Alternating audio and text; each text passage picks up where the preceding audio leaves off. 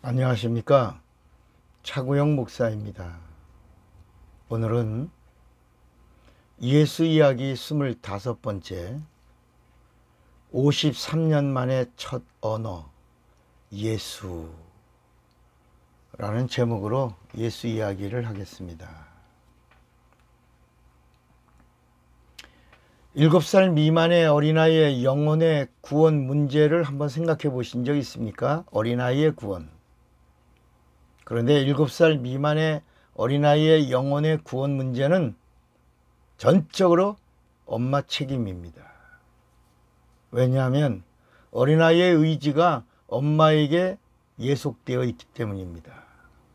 어린아이가 아파도 전적으로 엄마의 책임입니다. 아이가 아픕니다. 엄마 책임입니다. 엄마를 안수하고 아이에게 가져다 준 병을 예수의 이름으로 쫓으면 아이는 100%입니다. 100% 고침을 받습니다. 이거나 사실 복음이고 이건 가정의 건강의 희소식이죠. 예? 그래서 엄마가 회개하고 기도하면 아이의 병은 신기하게 고침을 받습니다. 그래서 엄마가 성령 충만하고 기도생활 열심히 하는 사람들의 자녀들은 건강합니다. 한번 살펴보세요. 아이가 감기 걸렸을 때 엄마를 체크해 보면 엄마에게도 감기가 안에 내재되어 있습니다. 아이를 돌보느라고 엄마가 인식하지 못해서 그럴 뿐입니다. 그래서 엄마의 감기를 치료하면 아이의 감기가 깨끗해집니다. 그러니까 어린아이 안고 소아과 어린이 병원 뛰어갈 필요가 없는 겁니다.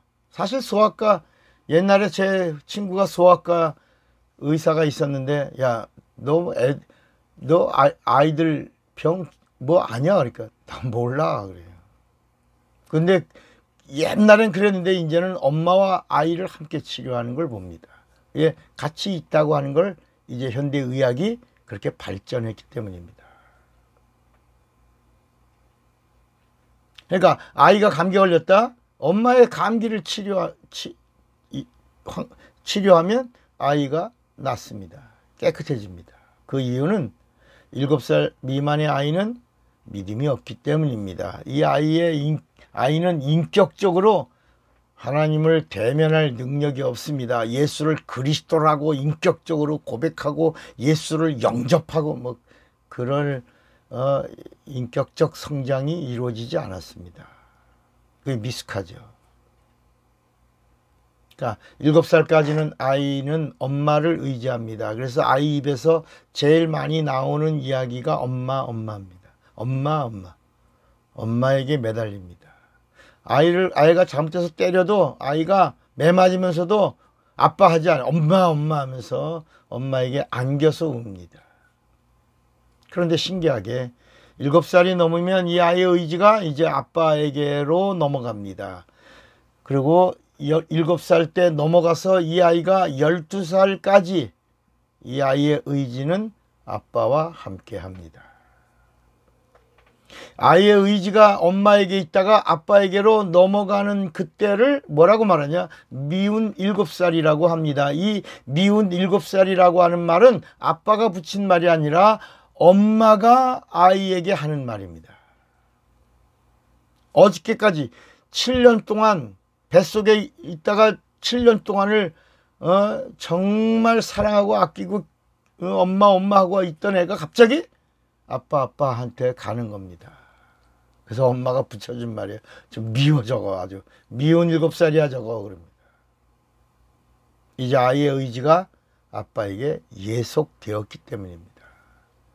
엄마 하던 아이가 뭐라고요? 아빠 합니다. 이제부터 이 아이의 구원은 전적으로 누구 책임이에요? 아빠의 책임입니다. 아이가 아플 때 이제 누굴 기도해요? 아빠를 기도하거나 아빠 안에 있는 귀신을 쫓으면 아이의 병이 고침을 받습니다. 신기하죠? 그러니까 불신자의 남편을 둔 세댁이 자기 아이의 구원이 지속되기를 원한다면 아이가 자라는 7살 될 때 안에 자기 남편을 예수 믿게 해야 되고 예수를 영접시키고 성령도 받게 해서 구원의 문제에 확신이 이르도록 해야 합니다. 이게 가족 구원을 이루는 겁니다. 그래서 성경은 주 예수를 믿으라 그리하면 너와 내 집이 구원을 얻으리라 그랬습니다. 하우스가 아닙니다. 너와 내 집입니다. 패밀리입니다. 패밀리. 한 집안의 식구 모든 영혼이 한 사람 때문에 너 때문에 모든 식구가 영혼의 구원을 받을 수 있어야 된다고 말씀하는 겁니다. 아이가 만 12살이 되면 이제 독립개체로서 인격이 되어서 자기가 인격적으로 예수를 영접할 수 있습니다. 그러니까 예수를 인격적으로 구주로 영접해야 구원을 받습니다. 예수를 믿고 인격적으로 고백하고 예수의 이름으로 침례를 받아야 합니다. 그래서 기독교에는 유아 침례가 없는 겁니다. 유아 세례 그러잖아요. 우리 기독교에는 유아 침례가 없는 겁니다. 성인이 되어서 그게 성인이 만 12살입니다. 그러니까 우리나라 나이로 14살이죠. 인격이 형성돼서 예수를 그리스도라고 고백하면서부터 이제 구원이 시작되는 겁니다. 아이의 12살, 이때를 사춘기라고 하는 것은 아이의 의지가 엄마에게서도 분리되고 아빠에게서도 떠나 있게 되기 때문입니다. 아이의 독립된 의지는 이 세상에서 자기가 혼자뿐인 걸 알고 비로소 고민하기 시작합니다. 이때를 반항하라고 그러죠. 이 아이의 영혼에 관심 있는 부모는 사춘기의 아이에게 좋은 교사, 좋은 친구, 좋은 환경을 심어주고 만나게 해주는 것도 중요하지만 이 아이에게 예수를 소개하고 예수를 믿게 하고 오늘 죽어도 아이의 영혼이 낙원에 들어가고 장차 예수 재림하실 때 생명의 부활을 맞이할 수 있도록 내세를 준비하도록 하는 이 부모가 진짜 부모입니다. 그리고 아이가 진짜 복을 받는 겁니다. 이걸 참복이라고 그러죠. 최고의 복된 행동입니다. 예수를 영접하고 예수 믿고 성령도 받게 하는 것. 내세를 준비한 영혼은 절대로 타락하지 않습니다. 기도의 자식은 망하지 않는다고 그러죠. 예수를 만난 자녀는 망하지 않습니다. 부모가 그렇게 조바심 나도록 염려하지 않아도 됩니다. 아이가 지속해서 예수의 능력을 경험하도록 부모의 영적 생활을 생명 있게 나눠주면 되는 겁니다. 성경에 이런 얘기가 어디 있자고요? 회당장 야이로의 12살 된 딸이 죽었습니다. 예수는 믿음이 없는 불신자들을 다 나가라고 내보냈습니다. 그리고 믿음이 있는 부모에게 축복하시고 부모에게 기도하셨습니다. 그리고 나서 부모를 기도하고 나서 딸이다큼 소녀야 내가 네게 명하노니 일어나라 하셨습니다. 아이가 죽었는데 예수님은 사람들을 다 내보내고 아이의 부모를 축복합니다. 그리고 성경은 뭐라고 말씀하냐? 그 아이의 영이 돌아와 아이가 곧 일어나거늘 예수께서 먹을 것을 주라 명하신대 그랬습니다. 아이가 병 걸려서 아파서 아무것도 못 먹고 앓다가 굶어 죽은 겁니다. 그래서 예수님이 아이가 살아난 다음에 얘 배고파 굶어 죽어서 먹을 걸 줘라 그럽니다. 예수님도 12살에 성인식을 하러 예루살렘으로 올라가셨습니다. 이스라엘은 아이가 12살이 되면 성전에 올라가 성인식을 하며 하나님을 믿고 바로 섬기도록 하고 있습니다. 지금은 이스라엘은 성전이 없죠. 무너졌죠. 517년에 바벨론을 통해서 예루살렘 성전이 다 무너졌습니다.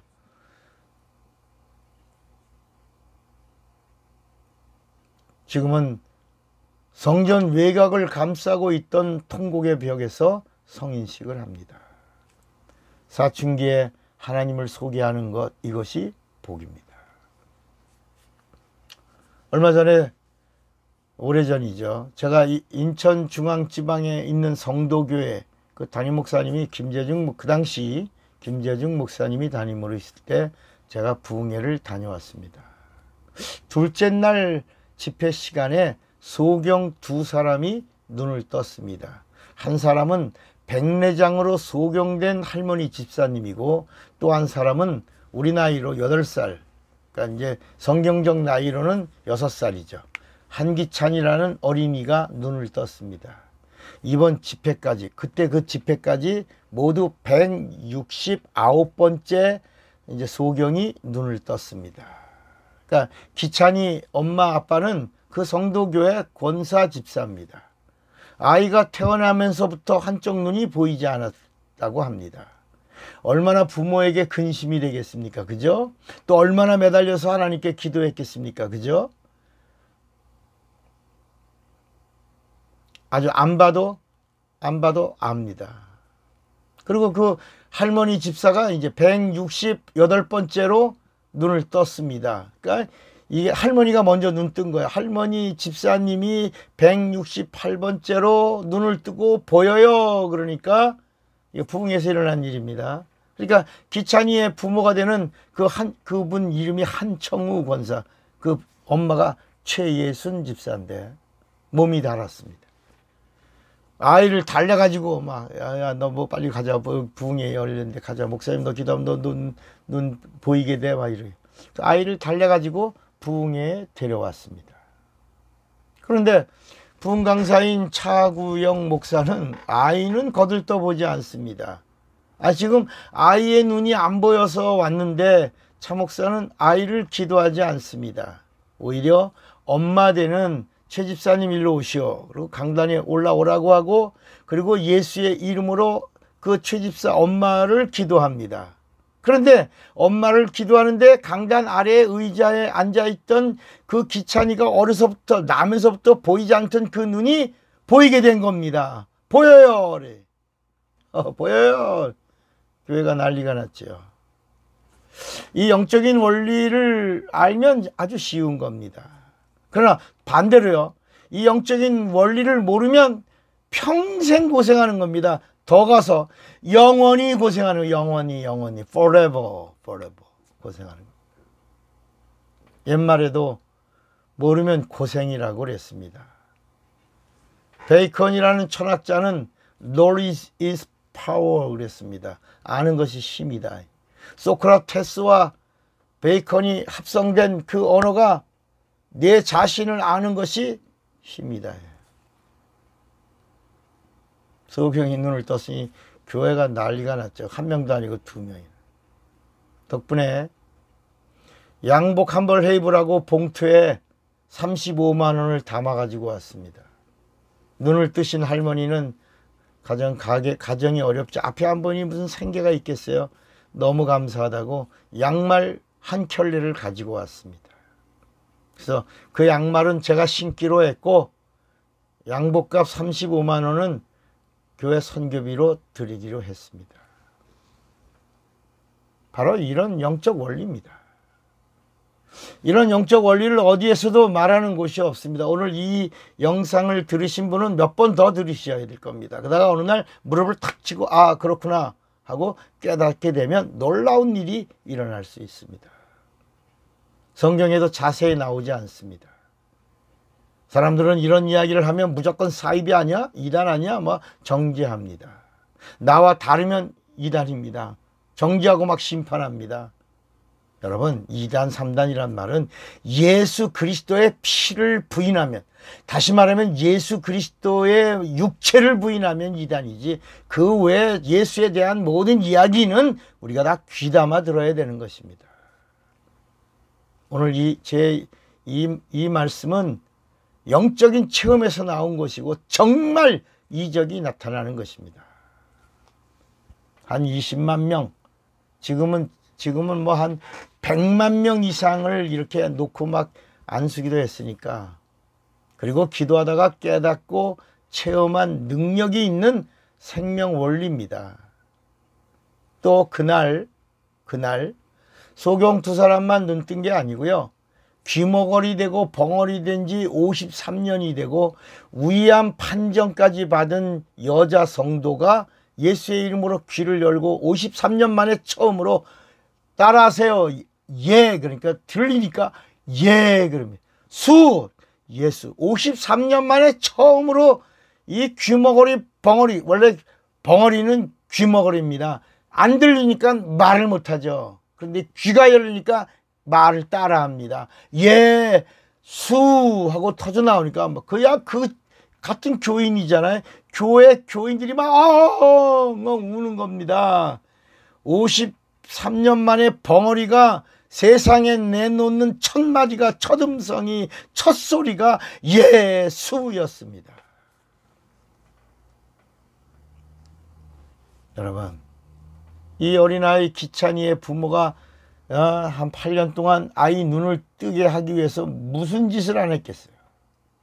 병원에서도 이거는 안 된다고 포기했는데 예수는 기도하는 자의 기도를 절대 포기하지 않으셨습니다.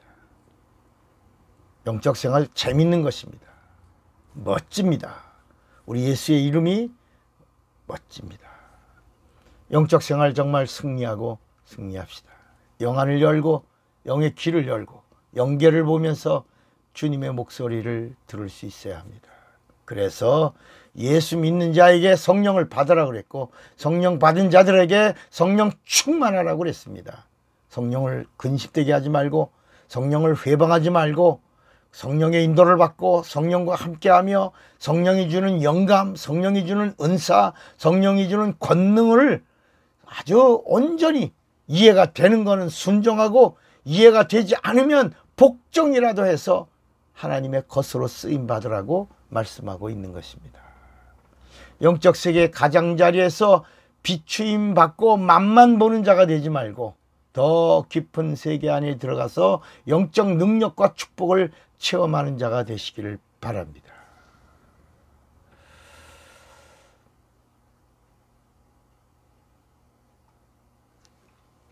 이 이야기는 영적 이야기입니다. 제가 경험한 이야기입니다. 이 집회가 끝난 후 얼마 있다가 서울 금천구 독산동에 있는 순복음교회에서 집회를 하게 됐습니다.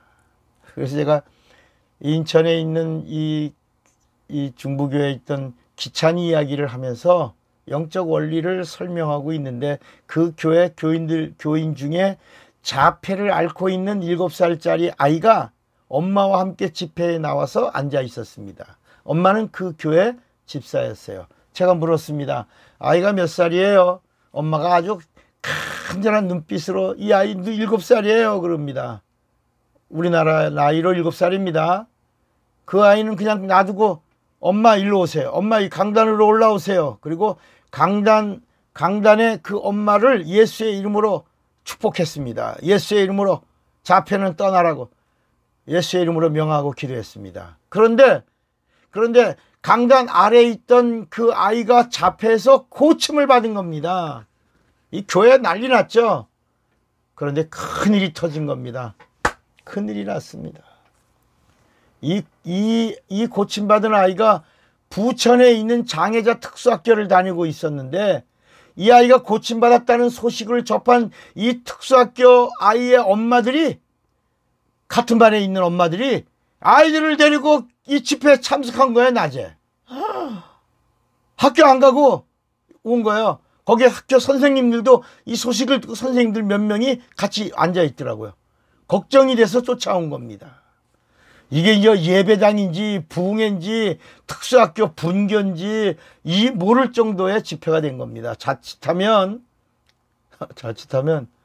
부천에 있던 특수학교 하나가 없어질 뻔했어요.